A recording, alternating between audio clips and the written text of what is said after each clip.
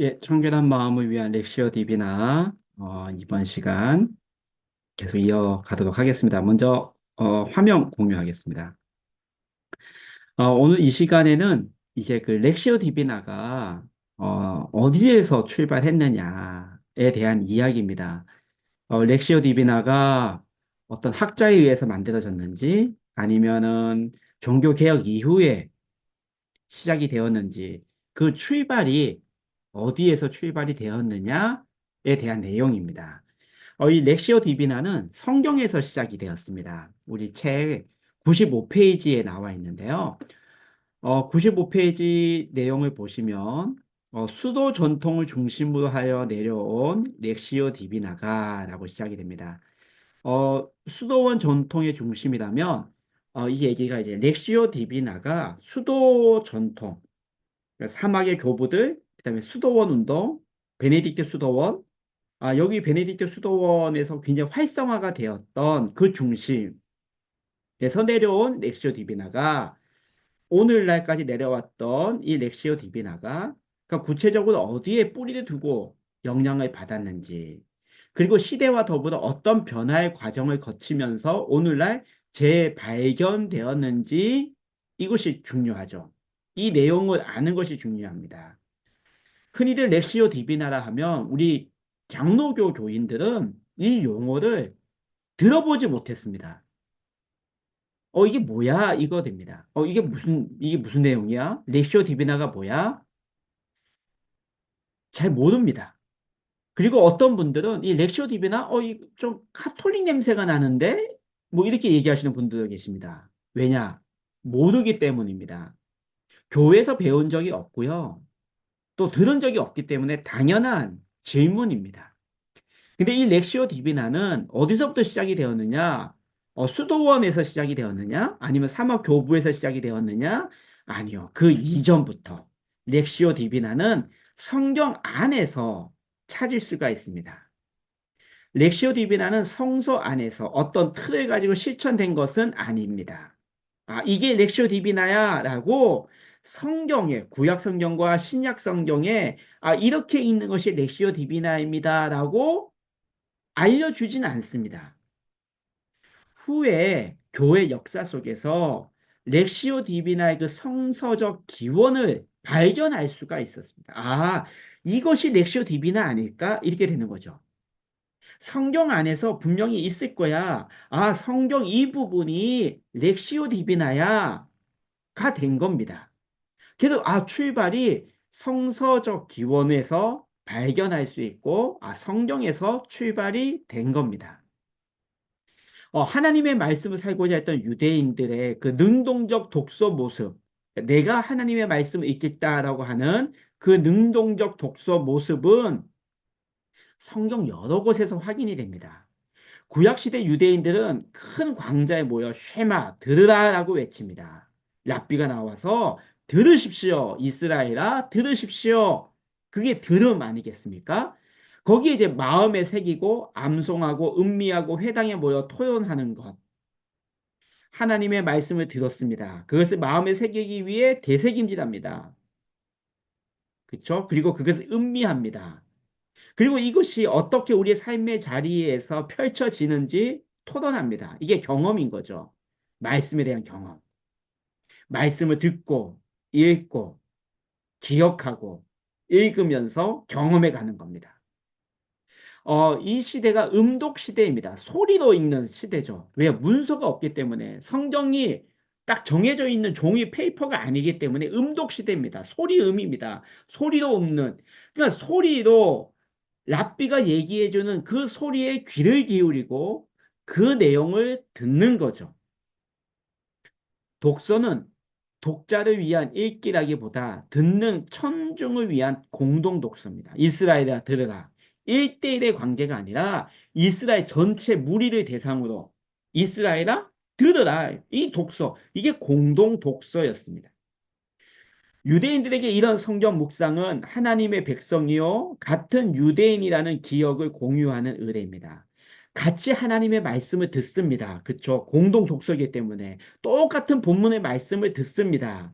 그럼 그걸 들음으로써 그 듣는 청자들, 유대인들은 그 말씀을 같이 뭐 하는 겁니까? 기억하는 거 아니겠습니까? 다른 말씀을 기억하는 것이 아니라 우리가 함께 모여 공동으로 듣는 그 공동 독서에서 랍비가 얘기해 준 그 말씀을 같이 들었습니다. 그리고 그것을 기억하는 겁니다. 그게 공동체입니다. 한국 교회를 보십시오.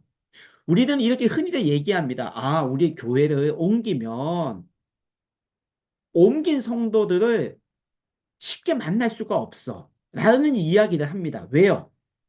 공동체가 다르기 때문입니다. 같은 기독교이지만 매주일 선포되어지는 말씀이 교회마다 다르기 때문에 우리 교회 공동체의 구성원들과 좀 더 가깝게 지냅니다. 이건 당연한 겁니다.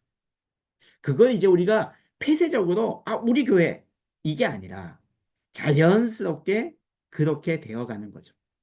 유대인들도 마찬가지입니다. 그걸 같이 기억하는 공동체입니다. 오늘 랍비가 선포해준 말씀, 아, 이 말씀이지? 같이 기억하는 거죠. 그래서 그 기억했던 말씀을 같이 모여서 이야기를 나눕니다. 내가 잘 기억을 못하겠어. 좀 다시 얘기해줘. 서로 이야기해주며 그걸 기억을 되새김질해주는 겁니다. 이스라엘 민족이 거룩한 말씀을 듣고 들은 말씀을 실천하고자 하는 것이 바로 이 렉시오 디비나의 기본 정신입니다. 여기 각주 230이라는 각주가 있습니다. 이 각주는 책 뒷면을 한번 쭉 넘겨보십시오. 책 뒤에 보면 각주가 있습니다. 각주라고 되어 있는 페이지가 있는데요. 예, 여기 이 부분입니다. 229페이지. 229페이지부터 각주가 시작되는데 230번을 한번 찾아보십시오. 각주 230번.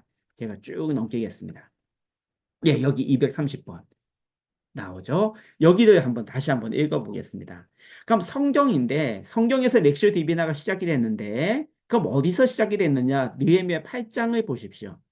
느헤미야 8장에서는 렉시오 디비나에 대한 몇몇의 원리가 등장을 합니다. 이스라엘 백성들이 포로 생활하고 다시 돌아오는 그 유배 생활을 끝내고 바벨론에서 돌아올 때에 그들이 행한 최초의 일은 이스라엘의 새로운 역사가 시작되는 일이었습니다. 무엇이었습니까? 에스라의 성경 낭독이었습니다. 에스라가 이스라엘 백성들, 남자뿐만 아니라 여자와 어린 아이에 이르기까지, 어린이에 이르기까지 온 백성을 어디로 모이게 합니다. 수문 앞 광장에 모이게 합니다. 그리고 백성들은 성경에 있는 에스라를 위해 나무 강단이 마련해 줍니다. 나무 강단 앞에 에스라가 섰습니다. 그리고 에스라가 어떻게 합니까? 여호와께 송축한 후 하나님의 율법책을 낭독하고 읽어주는 겁니다. 함께 모인 공동체, 남녀, 유배 생활을 마치고 다시 이스라엘 땅으로 돌아온 그 유배 포로 생활을 마친 그 이스라엘 백성들이 다 모아놓고 그들 앞에서 에스라가 하나님의 말씀을 읽습니다. 낭독합니다. 그때에 그 뜻을 해석해 주니 에스라가 해석해 주는 순간 백성들이 그 낭독하는 것을 다 깨닫고 울기 시작하였다. 울기 시작했습니다. 하나님의 말씀이 무엇을 건드립니까? 이스라엘 백성들의 그 마음을 건드리고 꿰뚫으셨습니다.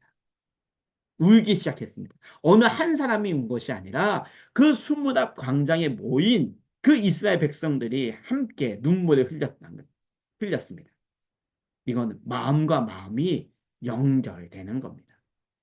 에스라 8장, 그럼 신약은요? 누가복음 4장 16절에서 21절 말씀입니다.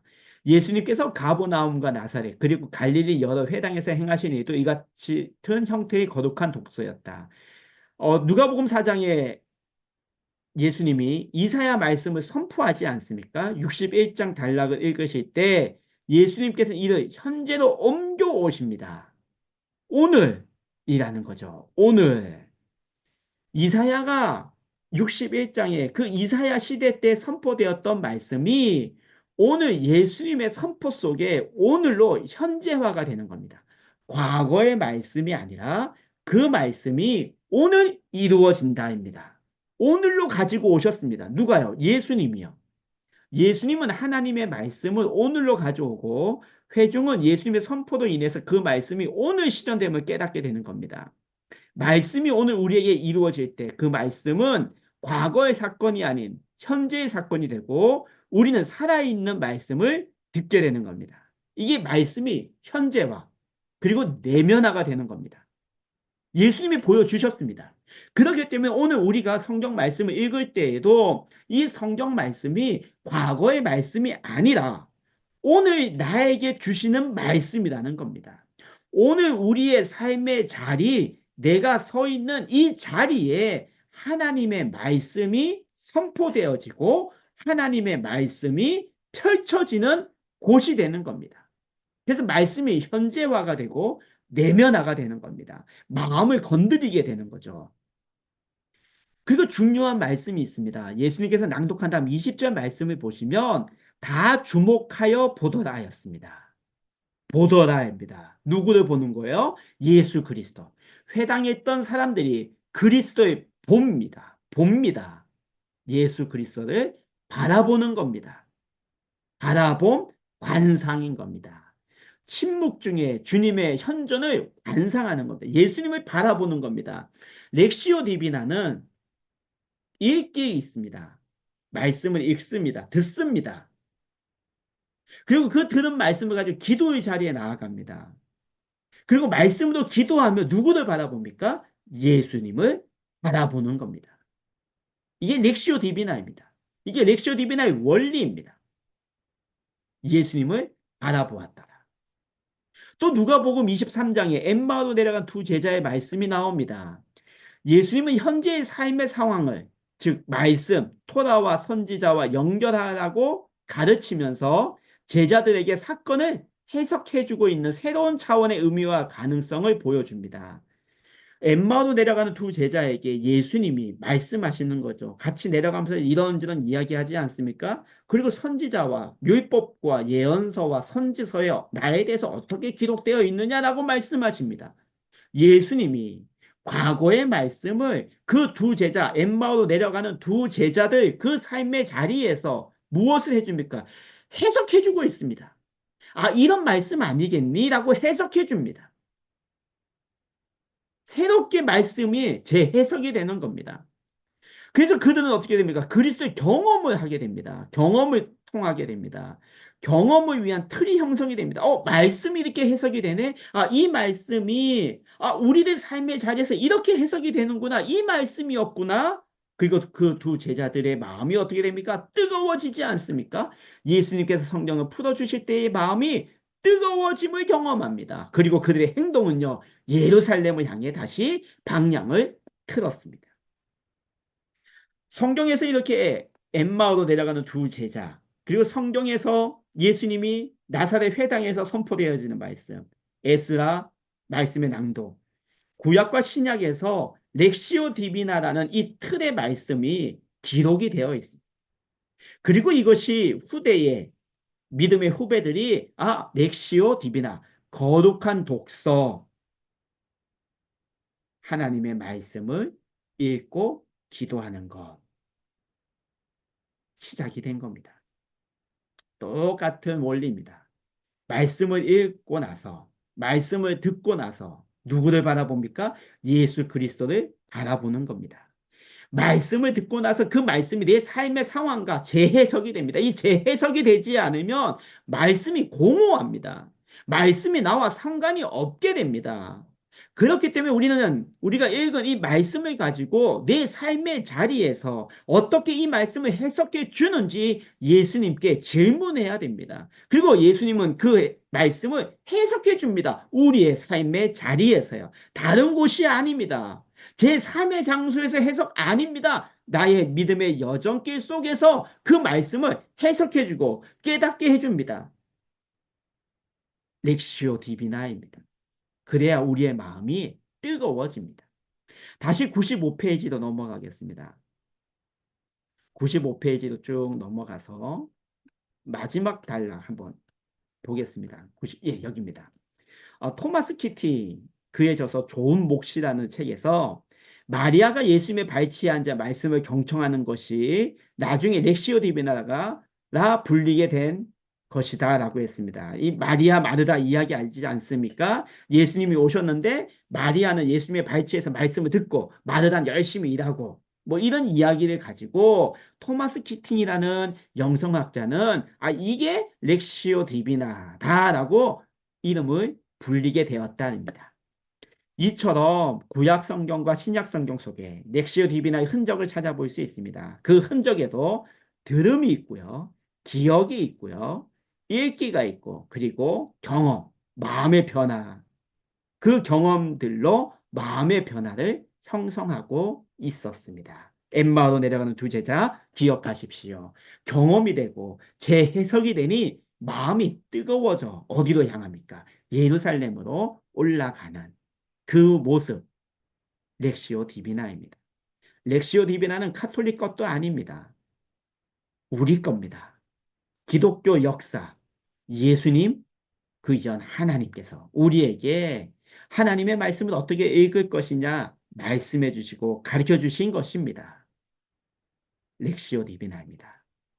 이 강의를 듣는 우리들도 이 렉시오 디비나를 통해 말씀이 우리의 삶에서 과거의 말씀이 아닌 오늘 우리의 삶의 자리에 임하는 하나님의 말씀이 재해석이 되어 나의 삶을 재해석해 주어서 우리의 마음이 뜨거워지는 그 역사, 그 뜨거워지는 그 역사로 말미암아 우리의 마음이 변화되어 가는 과정.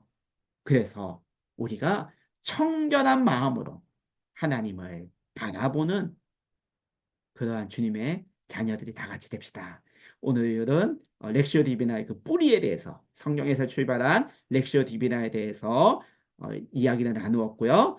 다음 시간에도 계속 이어서 하겠습니다. 또 더운 날씨에 또 강의를 들어주셔서 감사합니다. 다음 시간에 뵙겠습니다.